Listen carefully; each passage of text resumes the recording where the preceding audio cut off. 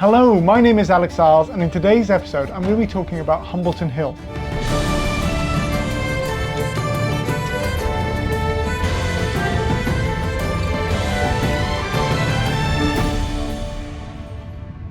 So Humbleton Hill is an amazing hill fort in not far from Wooler actually. You can walk from Wooler in Northumberland to Humbleton Hill, and it's more famous for a medieval battle between England and Scotland than it is actually for the fact that it is an Iron Age hill fort, possibly even an early medieval hill fort, but we'll come to that in a little bit.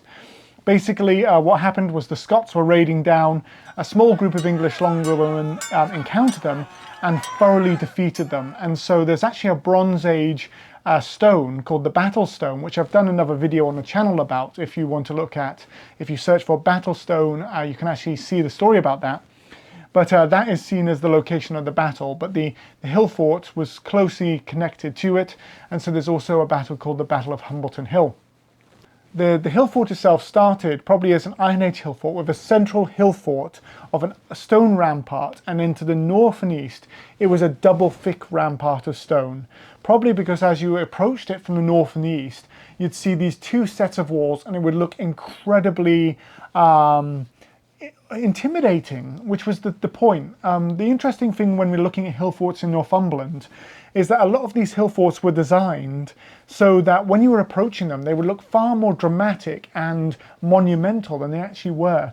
A lot of the time, the walls were only 2 to 3 meters high.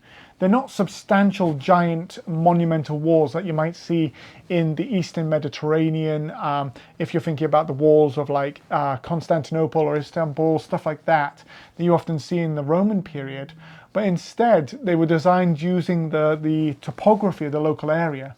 So Humbleton Hill is a very, very steep hill. And so as you're approaching it from Wooler, which would have been the route you'd have taken in the Iron Age period and stuff like that, you would be walking up and you'd see these walls, you'd see the levels of the hill as it got more and more steep, and as basically seeing the walls and then the people maybe looking down at you from on top of them and feeling maybe possibly quite intimidated. The entrance would have been to the sort of the northeast as well, so you'd have gone through 2 layers of walls to then enter into the hill fort itself. Inside, there were 18 house platforms inside the hill fort. So again, using our calculation of maybe 10 people per house, you're looking at about 180 people possibly living permanently within the hill fort, and then 4 additional that have been noticed in the outer area. So again, maybe another 40 people, so around 200 odd people within it, 220 maybe in the entire hill fort. Then in the actual third phase, a stone rampart is extended outwards, connecting together, and then earthen banks are put around to create an outer area around the actual hill fort, which is then extended again in the fourth phase, creating even more dramatic basically enclosures around the hill fort, maybe used for livestock or for gathering of people in that area as well. And they would have also put a series of complex banks for the southern entrance, which were added on as well. So when you get these additional banks added to the southern entrance, it basically means that if you were approaching from the south, you would also have these huge banks of earth that you would be approaching and seeing as you came towards them, which would also provide this sort of like dramatic entrance as well into the actual hill fort too. Now, alongside this as well, there's been a number of buildings found actually within the area, which are sometimes called medieval shepherd's huts, but it could also be stone-built early medieval buildings. If you've watched my Hucko video where I talk about the rectilinear or the curved-ended buildings in Northumberland, there seem to be maybe 1 or 2 inside Humbleton Hill as well.